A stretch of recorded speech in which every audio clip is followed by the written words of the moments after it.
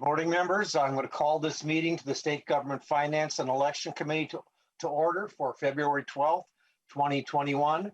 And pursuant to House Rule 10.01, we are holding this meeting remotely. First thing we'll do is Representative Elkins. Have you had a chance to look at the minutes? Yes, and we'll move their approval, Mr. Chair. Representative Elkins moves approval of the minutes for February 11th, 2021. All in favor, say aye. Aye. Aye. Aye. Aye. Aye. Opposed? Minutes have been approved. We have three bills on our agenda this morning. The first bill is House File 300. Representative Huot. Mr. Chair. Yes? Mr. Chair. Do we need to take roll? Do we need to take roll? Oh, that's right. We need to take roll. Thank you. Wait, Friday. Sorry about that. Legislative Assistant Spreck, will you want to take the roll? Yes. Chair Nelson, I'm here. Vice Chair Carlson, Here. Representative Nash, I'm here. Representative Bonner, Representative Drazkowski, Present. Representative Elkins, Present. Representative Greenman, Here. Representative Cleaborn, Sent. Representative Kosnick, Here. Representative Mason, Representative New Brindley, Present. Representative Pulowski, Pulowski present. Representative Quam. Present. A quorum is present.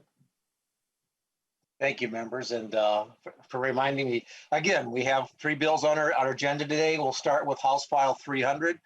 Representative Huot, you want to explain your bill? Thank you, Mr. Chair and members. It's great to be back to this committee. I miss it dearly with my new assignments. I didn't know how much I love state government finance. This bill here was introduced in the last session. It's very personal to me, but it became more popular through last session. We had to work through a few things, but what it does, I'm just give you a little bit of my background. I'm a Gold Star family member. I was 5 years old when my brother was killed in Vietnam. There's two things I remember about that whole scenario very clearly. I answered the door the day that the guy came to do the notification, the day the chaplain came to notify my mother that my brother wasn't coming home. And then I remember the day at the cemetery, which was like 3 weeks later, when a flag was presented on behalf of the president to my parents. And that flag today sits in my office, and it happened in 1970. And so I remember coming to the Capitol the first time in my first session and looking up at the top and going, wonder what happens with that flag up there. I did some research, and I know that you as legislators or others can request and pay for a flag and have it flown, and you can give it to a constituent. But I wanted to do something else. I really wanted to look at if we could be able to offer that flag to first responders' families or to military families. They get one now from the feds, but to military families that have lost a loved one, similar to what my family did in the line of duty. This bill was, I thought this was going to be a slam dunk, because who wouldn't want to do this, right? Well, it wasn't. And so we had a real uphill battle with it last year. But we fixed the bumps, thanks to the chair. Thanks to Jim, the former CA, really dug in and helped me work through this with administration and with the Senate. So I have a number of testifiers here, and I think it's more important you hear from them right now and how important this would be to their individuals that they represent. Mr. Chair. With that, we've got three testifiers here. Start with Sean Storman. If you want to identify yourself for the tape, and then proceed with your testimony. Good morning. I'm Sean Storman. I'm the commander of the Minnesota EMS Honor Guard. So, good morning, Mr. Chairman, committee members, and guests who are online today. On behalf of the Minnesota EMS Honor Guard and as a representative of the EMS providers and the EMS industry in Minnesota, I'm here to indicate that we are in full support of this bill. This bill will provide a great service to the families whose loved ones have died in the line of duty, serving everyone in the state of Minnesota. There's many times where after the funeral, people ask, what else are we going to be experiencing or whatever. And this would be a very fitting tribute to their fallen on behalf of the state of Minnesota. So I thank you for your time, and I'll entertain any questions. Thank you, Mrs. Storman. And members, I forgot that Representative Huot's no longer on our committee, so I'll move his bill.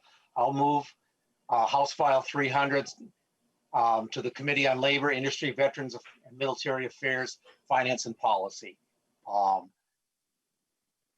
With that, the next person on the list of testifiers is Chief Cunningham from the Brooklyn Park Fire Department.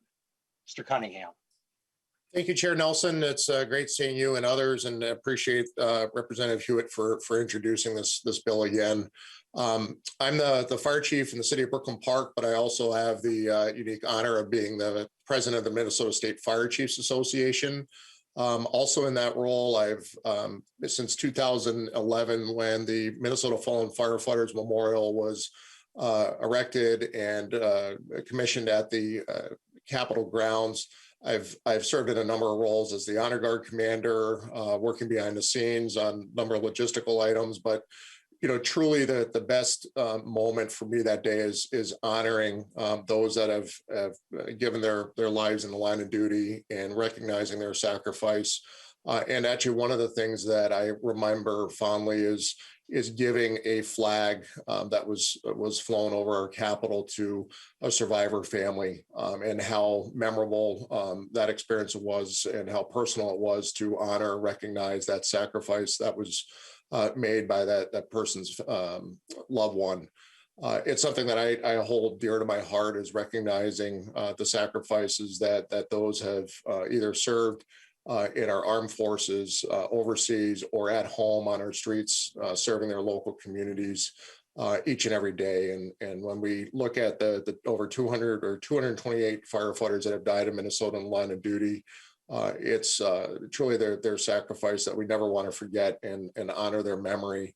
And this bill certainly codifies what it means for that sacrifice, and being able to present those two flags to the families from personal experience. When I looked into the eyes of a widow and could see the reaction and the emotion, and just how raw it was for them, but how special it was that the state honored the sacrifice of their loved one. So on behalf of the state chiefs and everyone in the fire service, we certainly support this bill and appreciate it being brought forward to recognize those that have made that ultimate sacrifice in the line of duty. So thank you, Chair, and I can certainly answer any questions. Thank you, sir. And then the last person I have on my list is Chris Given. I said that right? Yes, sir. And if you introduce yourself for the recording, and then proceed with your testimony. Good morning, everyone. I'm Chris Given. I'm the Director of Facilities Management for the Department of Administration. Good morning, Mr. Chair and members of the committee. The Department of Administration Facilities Management Division operates and maintains the Capitol complex. As part of that effort, we raise, lower, and care for the flags here to ensure proper protocol. We also fly flags for individuals and groups upon request, provided that they supply the flag for us to fly. We fully support the concept of the Capitol Flag Program. We'd be honored to fly the United States and Minnesota flags for those who have fallen in the line of duty. We understand the significance and poignancy that flying our national and state flags over the Capitol building in remembrance of someone carries. This concludes my testimony. As a retired Air Force officer, I also fully understand and support. Thank you, sir. We have there's a completed fiscal note. Ms. Roberts, you want to explain the fiscal note? Mr. Chair, Helen Roberts from the House Fiscal Staff. If you, the costs that are showing on the fiscal note are from the Department of Administration, just a little over $1,000. There's discussion on page 5 of the fiscal note. And the $1,200 that is shown as being unable to be absorbed is for postage and then a small fraction of staff time. And I think maybe Mr. Given can confirm this. The reason it's being shown as being unable to be absorbed is because these costs would be occurring in the plant management internal service fund. And so there's not really a way to assess those out in the fees to other agencies, but he may want to comment on that. Mr. Given. Mr. Chair, members of the committee, and Helen, you're absolutely right. We are an internal service fund, so everything we do has to be costed somewhere. We're not allocated general funds, and so it would be appropriate to have a fund source for this particular program. I mentioned in the testimony that we do fly flags now, but all the flags that we fly are provided to us. With the implementation of the program, there will be flags that may be additional flags that family members may want. And so therefore, the state would have to provide that. And also the time with tracking and logging. Typically now people bring their flag in, give it to us. One of our grounds members brings it up to the flagpole, flies it, brings it back. We call them, they come and get the flag. With the program now, we'll be packaging the flags and mailing them. And that's something we typically don't do. We do receive mail requests today, and it's a pretty small percentage of the volume of the flags that we fly. But with those mailings, the people they send the flag to us and they send a return self-addressed postage already paid for envelope. And so there really is no cost to the state at this time for that particular element of what we do today. So that's what's so different about the Capital Flag program, where the state will be providing that free flag, additional free flag, and the postage and everything that it takes to track it and make sure it gets to where it needs to go. And so hence those are the additional costs. In the fiscal note, you saw there are some costs we are absorbing. We already fly flags, so we don't see that as a big issue where, hey, there's a couple of flags the grounds person has to take up and fly that are for the flag program. We're not concerned about that. It's just this additional element that we do not do. Thank you, sir. I have questions. Representative Nash, you want to go first, or do you want? Yeah, thank you, Mr. Chair. Representative Huot, thanks for doing this bill. And Chief Cunningham can talk about this as well. In my district, not too many years ago, we had a fire captain die in the line of duty, and he was there at the funeral, and it was a huge funeral, and it was a very sad day. I think I fully support this bill, but would ask a couple of questions and then may take a different direction. But Representative Huot, if you would, why do both the implementation of the bill and a pilot program at the same time in your bill? Representative Huot. Mr. Chair and Representative Nash, thank you for your support.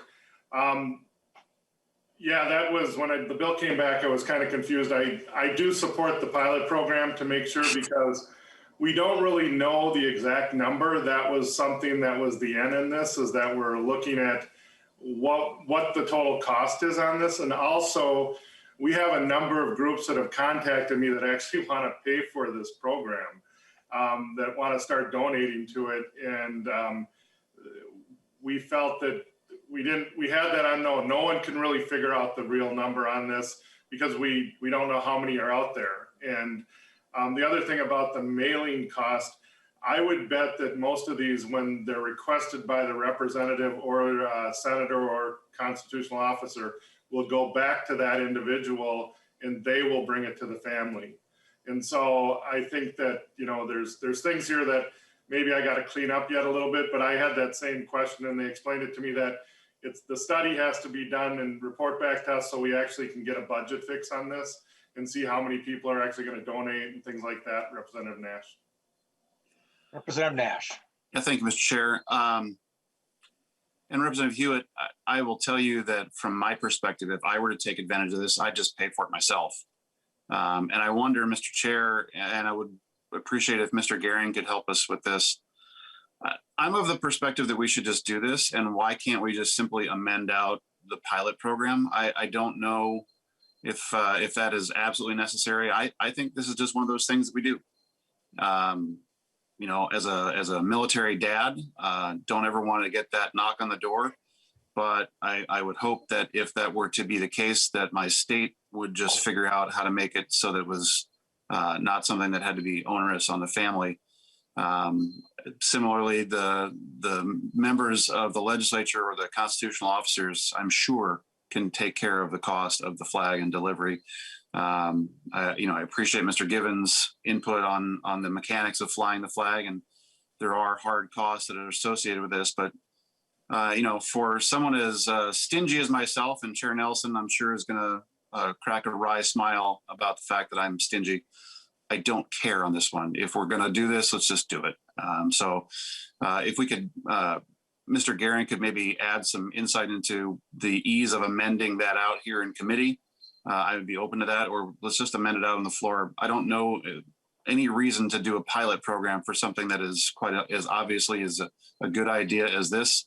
And Representative Hewitt, the only thing that I have that I'd be bummed out about is that I didn't get to sign on to your bill when you were dropping jackets. So I'll add on to this afterwards. So if Mr. Chair, you could have Mr. Garing give us kind of an overview of the mechanics of amending the pilot program out without making things too clunky, I'd appreciate that. Mr. Garing. Mr. Chair, I actually might defer to Jeff Diebel, who's on the call, who's the lead staffer for this bill. I do think it's probably a fairly simple amendment that Representative Nash is suggesting, but I'll defer to Jeff.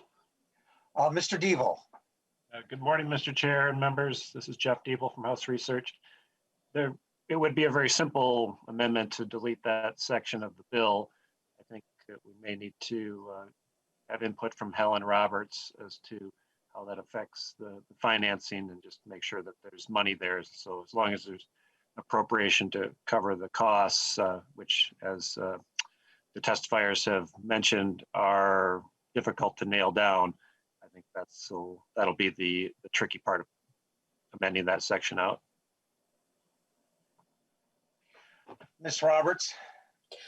Mr. Chair, members, the bill currently does not have an appropriation in it to provide any funding, even the $1,000. So that might be something that would have to be considered. The bill is going on to another committee, so it could be something we could look at the next stop.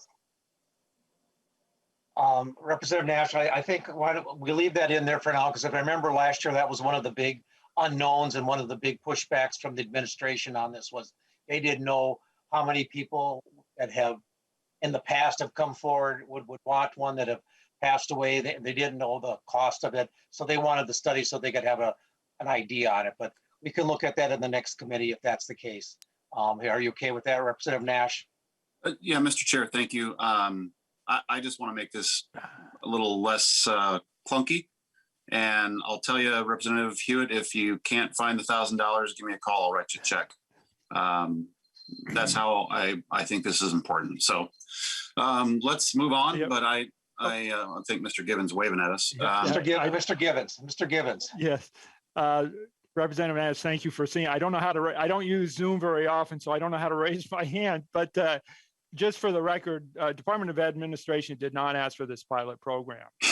Admittedly, we don't know what the pent-up demand is out there for flags, because this goes all the way back. So you could have somebody that had deceased. There's no timeline on this. You could have somebody that was deceased in the 50s in the line of duty, and a daughter or son would like to have it flown. And so therefore, that's why we didn't have a good hard estimate, but we did not ask for the study. If the money is there and available, we'll certainly be happy to start running those flags up the poles. Okay, thank you, sir. Representative New, you had your hand up. Thank you, Mr. Chair. And thank you, Representative Hewitt. I think I'm just assuming that this will have broad support. I think we are all thrilled to do this to honor those killed in the line of duty. I just have a couple of questions. I'm wondering in the language, and I apologize with Zoom, I have to flip between screens here. The verification of eligibility, is there a reason that we are having all of these different organizations figure out their own procedure for verification? It seems like that should be something that's easily streamlined. And instead, we're going to have the Senate and the House and each of the constitutional officers. Everyone is creating their own procedure for verification. It seems like there should be something streamlined there, or something that would be easily streamlined. What do you have in mind for how eligibility will be verified? Representative Hewitt. Thank you, Representative New Bryn. It's the first time I had to say that. So New Brindley, that's right. Congratulations, New Brindley. Thank you. Yes, this was actually a sticking point last year with the Senate about the verification, because some of the verification is going to be, it's going to be cantankerous, because the Department of Veterans Affairs said, well, we don't have all that. What we did do and what we agreed to do here is leave it on the senator, the representative, the constitutional officer to make the request after they verified it themselves. And you yourself know that if something happens in North Branch or something that happened back a few years ago, you as a rep know your area the best. And that verification, because we're not doing paid out benefits here, would actually work for this program much better, to have you be the verifier of that. And by just talking to the family and doing what you want to do, if you want to get a flag for them and that you know it was a line of duty death, you make the request. And we just simplified it, is all we did, because it's to go through the process of like an insurance verification or to pay out a big benefit would have been very cumbersome and take days to do. And many times, as the honor guard can say, they would almost like to have this flag available for the ceremony. And so I think that sped it up, and that was Senator Kiffmeyer really wanted to look at that to say, let's just simplify this. And that's kind of where it went that way to us. Before, there was a big laid out procedure to almost the same procedure they used to pay out the benefit, and that would have taken days. So I simplified it. We all agreed on it, and that's why it looks more cumbersome, but it's not. It's going to be Representative, it's going to be you going to just basically make the request, get it done, and based on what you know about your community. New Brindley, Representative New Brindley. Thank you, Mr. Chair, and thank you, Representative Hewitt. I appreciate that explanation. I might suggest that rather than instructing via this language that the House and Senate and constitutional officers must adopt procedures for the administration of an eligibility, perhaps it is just that the House, the Senate, and the constitutional officer must verify eligibility, because I wonder if by instructing everyone to adopt procedures, we don't still run into that same problem, in that now we're still going to end up with a cumbersome set of eligibility verification procedures. But I do appreciate that point. And to the previous point, I actually had the same question as Representative Nash about the pilot program. I wonder if it would make more sense. I certainly appreciate a reporting requirement to indicate what has been done with the program over the year, funds received, how many requests were made, et cetera. But I wonder if a reporting requirement would be a more streamlined way to do that, as opposed to having a program and a pilot program. That seems a little clunky. So thank you. Representative Hewitt, it sounds like you've got a couple things that you can look at and work with your Senate authors to as this moves forward to the Labor and Veterans Affairs Committee. Representative Hewitt, and yeah, first let's say any other questions. I don't see any. second that. Representative Bonner has her hand up. Sorry, Mr. Chair. Thank you, Representative Hewitt, for bringing this forward. As you know, I did sign on as a co-author to this bill. I'm highly in favor of it, and I guess I would echo the sentiments, ironically, of Representative Nash and Representative New, that, you know, if we can find a way to just do it, I think it's a good idea. It has real merit, and there's a great deal of support for it. In terms of the fund to pay for it, the one thing that I would think about or consider, and you know, I've mentioned this to you personally, I would be more than happy to make a contribution into this fund, and I suspect there are many others, but I don't know if there's a mechanism to do that. But certainly, I think it's a worthy cause, and I think we could find the money for sure. So thank you for bringing it forward. I do appreciate the idea of making it simple and clean, but having a way for the administration to get some idea of a ballpark for what it would cost. But certainly it is a worthy cause. Thank you so much. Thank you, Representative Bonner. And again, I'll second here, make sure no other hands go up. If not, Representative Hewitt, do you want to wrap up, and then we'll move the bill. Thank you, Mr. Chair. And thank you, committee members, Representative Nash, Representative Newbrian. I'll get that name right sooner or later. I really, and Representative Bonner, I really appreciate your willingness to get this done this year. And I would love to make the bill much more simpler. As far as procedures go, we had an intern work on that. We actually do have a procedure that's being worked out with the Sergeant of Arms offices in both houses that talk to the member that say this is how it's done. We felt they were the best education source for that. So things are being worked on. We will continue work in progress, but I'm hoping to get it done this session.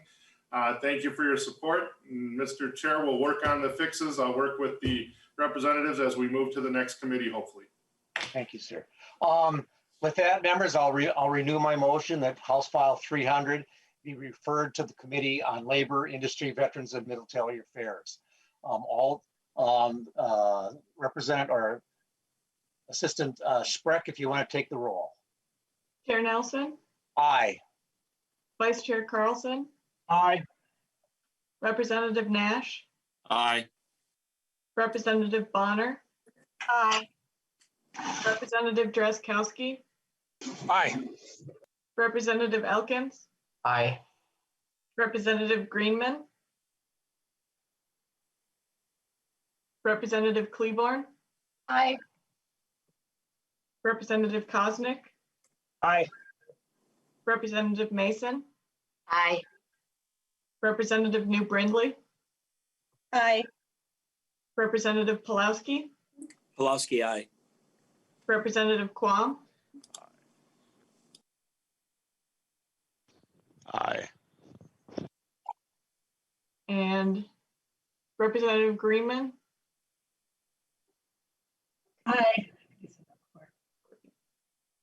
That's 13 ayes. The motion prevails.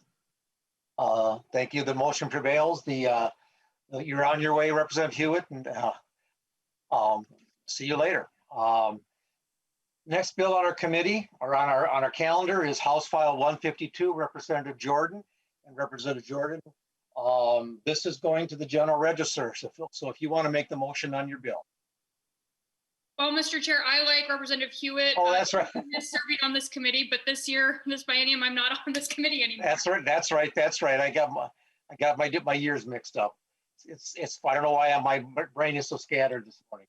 Anyway, I'll move House File 152 to be moved to the General Register. Representative Jordan, you're going to explain your bill. Thank you, Mr. Chair. And good morning, members of the committee. I'm pleased to present House File 152 to designate the Bill and Bonnie Daniels Fire Hall and Museum as the State Fire Museum. The Fire Hall and Museum is a truly remarkable gem in my community that celebrates and honors firefighters' rich history statewide. There are artifacts from various stages of history and vintage fire trucks that you can ride in from the Metro, the Mankato area, and Fergus Falls. You can see pictures of brave individuals who have saved the lives of Minnesotans for generations and learn about the work of being a first responder today and what has changed and what remains the same from 100 years ago. Not only does this museum serve as an important site to talk about Minnesota's history, the Fire Hall and Museum is also vital for teaching about fire safety and education. Many programs talk about how to best prevent home fires and accidents.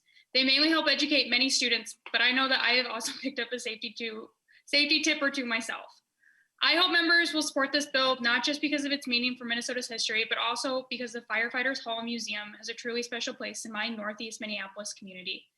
I've attended neighborhood meetings to hear about what's going on in the community, attended graduation parties and weddings, and art events during our annual Art World Festival in May, where, yes, I've had the opportunity to ride in one of the antique fire trucks.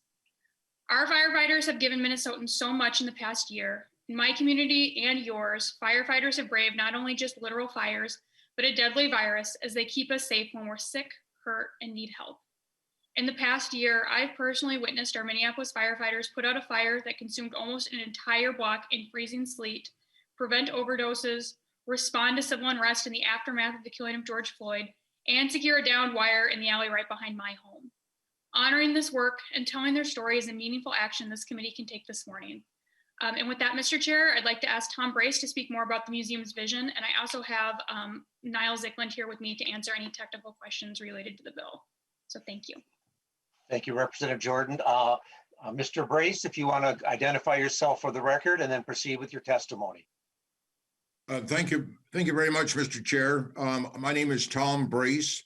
By way of a brief background, I was the Washington State Fire Marshal for 10 years, the Minnesota State Fire Marshal for 16, managed the State Fire Chiefs Association, and I happen to be the chair of the Bill and Bonnie Daniels Firefighters Hall and Museum. What we're asking for today simply is a designation as the State Fire Museum. We're not asking for any money. Money is always a challenge with a museum, as many of you know. But what we're saying is if you make sure that we are designated as the State Fire Museum, then we think that like legacy grant monies and other fundraising efforts will be improved by the credibility of being the State Fire Museum. It was started by a trust. It was Bill and Bonnie Daniels had no children. They enjoyed the stock market and they endowed the museum, and they wanted the museum to do two things. One, be a fire museum, and two, have a place for retired firefighters and others to go and talk about experiences that they had in the past. And we believe we have honored that tradition. Once again, your designation, we think, makes us more competitive in the public and private communities as we search for money to keep the museum open. As you know, most museums never make it entirely on gate receipts, 30 or 40%. So we are continually looking for funding resources. We really appreciate the fact that your committee, sir, and members took the time to consider our needs. I would stand ready for any comments or questions that anybody might have. I would close with this. The city of Falcon Heights, a community that I happen to live in, just decided not to continue its fire department.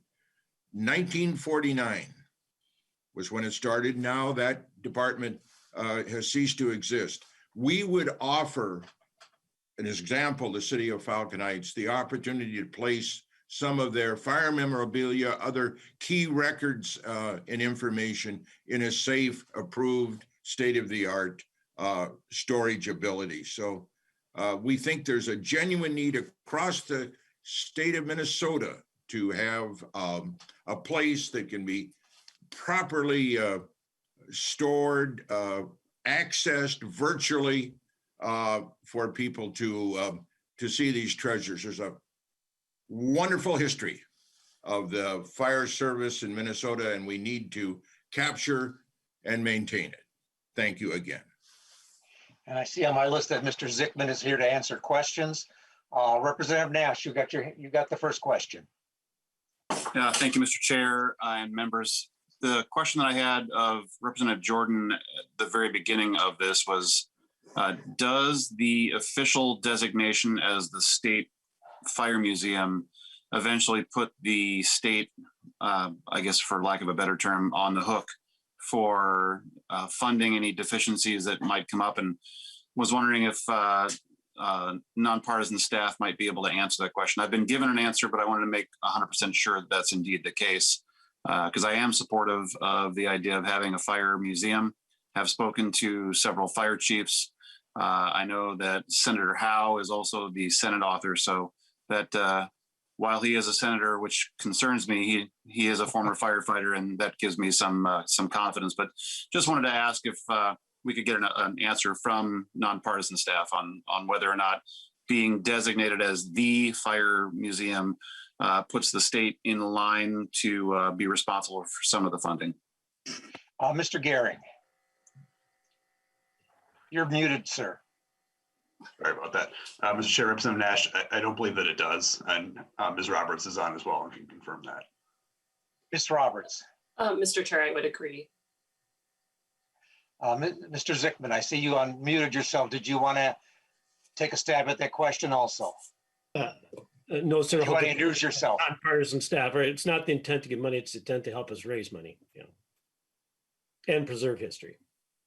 Thank you, sir. Representative Nash. Yeah, thank you, Mr. Chair. Again, this is something I support. I support our fire service, and with the knowledge that it's not something that would be necessarily making the state beholden to fund it, I am supportive of it, and will be adding myself to this bill as well. I had initially been asked to be on the bill by Representative Jordan. Just wanted to make sure that this one question was indeed answered. So thank you so much. And members, that's one of the us meeting remotely. That's one of the things that we don't have the opportunity to do, is to walk our bills around in the state office building and get signatures on them. So that, unlike in the past when there's been multiple signatures on bills as they've been introduced, there may only be one name on there because we don't see each other like we used to do. But there are ways to do that. Representative Jordan. Thank you, Mr. Chair. I did just want to point out, and thank you, Representative Nash, for your help with this bill and your support. It was actually good to talk to you. It is more, as Chair Nelson pointed out, it's much more difficult to do.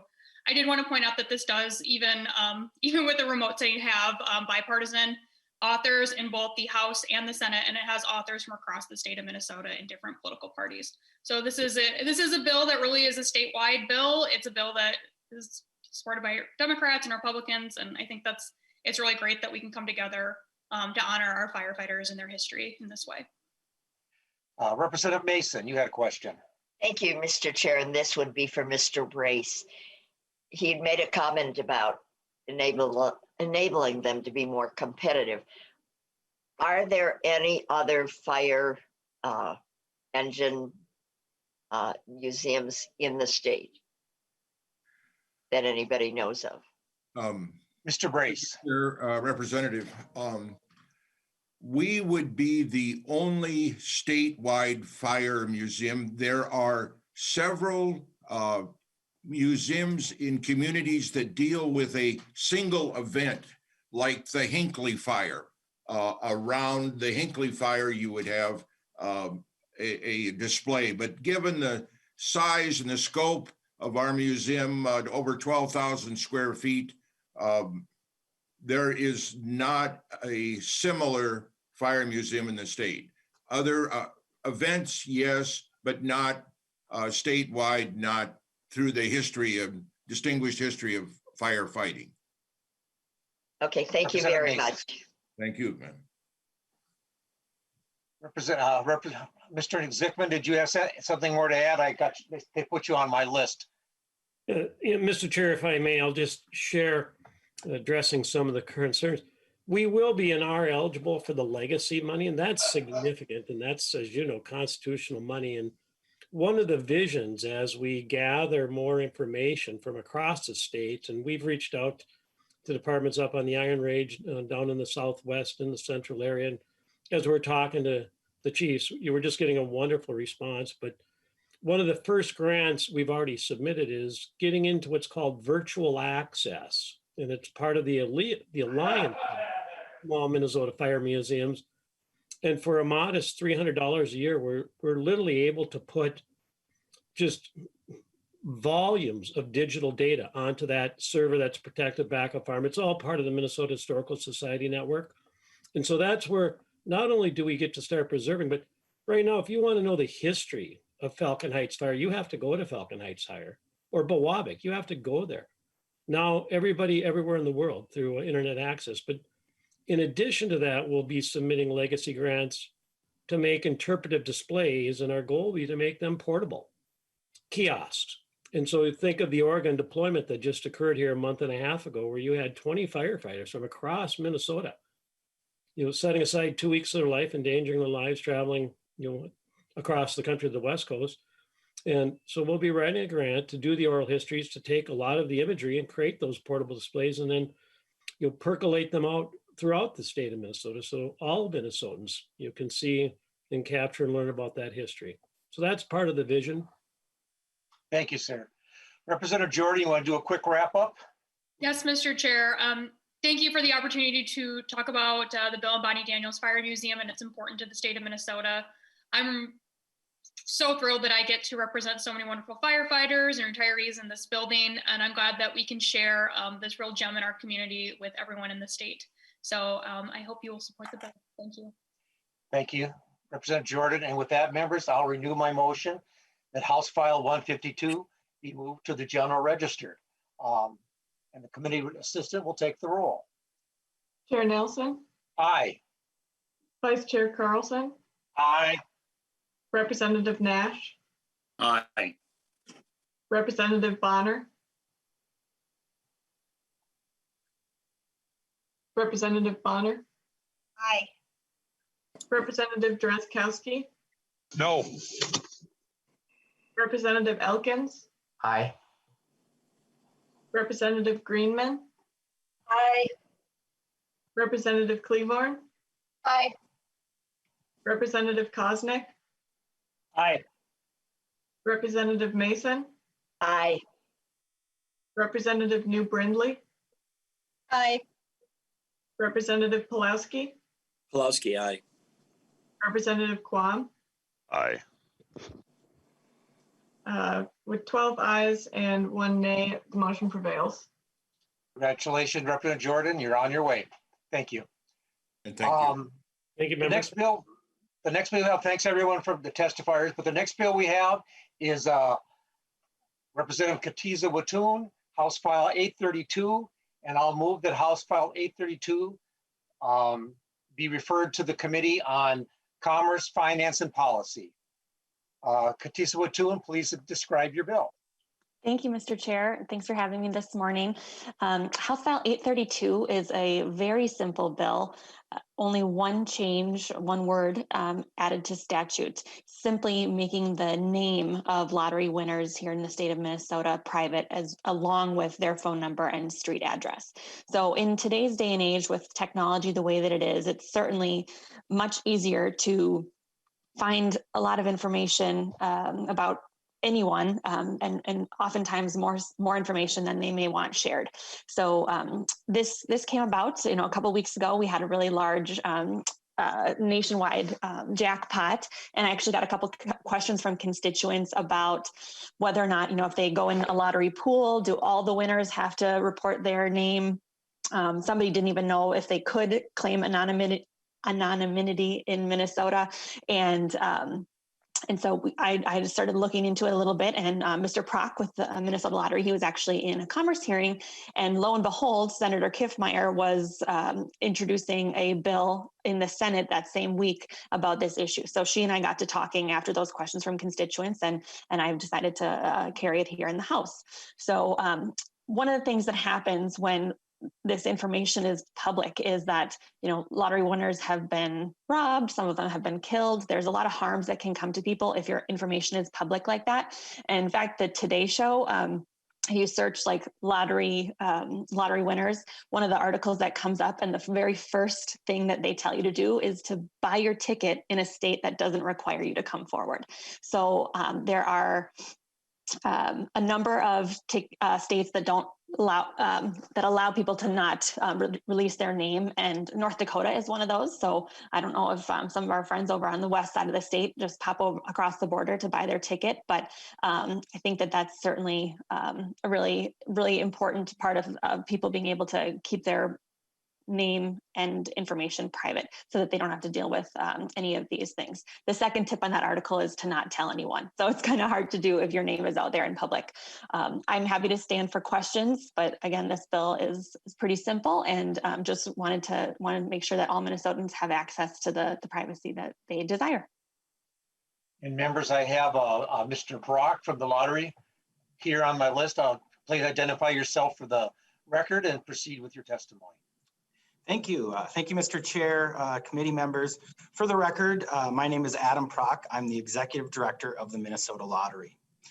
Thank you for the opportunity to briefly discuss House File 832.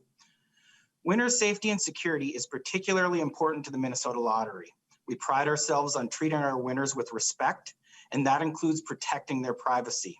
Winners are not required to have their photo taken, share their stories, or participate in news conferences if they choose not to. The lottery is continually taking proactive steps to help address privacy concerns, including transitioning to using only winners' first names where possible when it comes to social media, local media statements, and website content. The only information the lottery is required to disclose as a matter of public record is the winner's name, city of residence, prize amount, and where the ticket was purchased. The lottery works closely with all winners on a case-by-case basis to ensure their needs are met, including winners who choose to maintain a very low profile. This transparency is crucial to the integrity and continued success of the Minnesota Lottery. When the names of winners are public record, the lottery can prove that real people from every corner of the state are winning, which increases player confidence that the lottery is random and fair, that players are not associated with the lottery in any way, and that most of the money spent on lottery tickets is returned as prizes. When any government entity disperses hundreds of millions of dollars a year, transparency around who is receiving that money is an appropriate measure to ensure confidence in the organization. Additionally, to help protect the integrity of the lottery, our games, we employ a highly qualified security team that conducts internal reviews to vet winners. However, our reviewers can occasionally miss player connections that the members of the public might catch. And winner transparency increases the likelihood that wrongdoers who attempt to commit lottery fraud will be caught. There have been instances around the country where people have attempted to commit fraud and were caught, at least in part, because winners' names were public. For example, a recent case involving a lottery insider who rigged drawings around the Midwest and arranged for accomplices to claim the winnings. If the names of his brother and his best friend, who claimed some of the prizes, had not been publicly known, the insider may not have been caught, and he certainly would not have pled guilty or faced justice for those crimes. The balance between lottery integrity and player security is something that we consider every day at the Minnesota Lottery. Both are vital to our mission as a state agency. We appreciate and share your commitment to safety, security, and integrity of the Minnesota Lottery and its players, and we will continue to work with the author and committee members to identify and address any concerns. Mr. Chair, thank you for allowing me to speak to you today on the impact of House File 832, and I'm happy to take any questions. With that, members, any questions? I don't see any hands raised at this second, but I'll wait a couple minutes here and